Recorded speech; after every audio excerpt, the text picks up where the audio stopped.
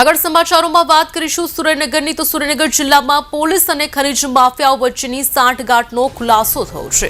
દેવસર ગામ નજીક ચેકિંગ દરમિયાન હાઈવે પર ડમ્પરનું પાયલોટિંગ કરતી કાર પકડવામાં આવી હતી।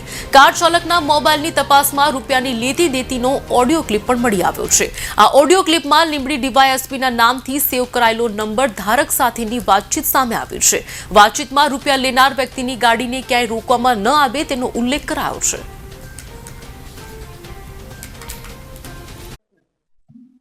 જી સાહેબ, આજે ઓડિયો ક્લિપો વાયરલ થઈ છે અને એમાં પોલીસ સામે પણ આક્ષેપો કરવામાં આવ્યા છે, તો શું કહેશો?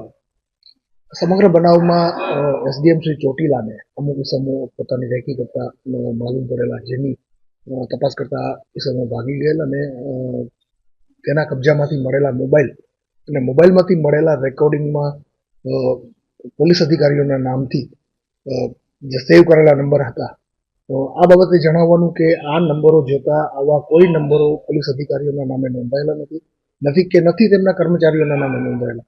એ સિવાય આમાં જે આક્ષેપ કરવામાં આવ્યો છે કે કોઈ રણજીતસિંહ નામનો કર્મચારી, તો એવો કોઈ કર્મચારી એલસીબીમાં, જિલ્લા એલસીબીમાં આવો કોઈ કર્મચારી કોઈ ફરજ બજાવતો નથી, જેથી આ પ્રાથમિક તથ્યો અને પ્રાથમિક કારણો ઉપરથી આ નિષ્કર્ષ ઉપર એસડીએમ શ્રી ચોટીલા આવેલ હોવાનું જણાઈ આવે છે।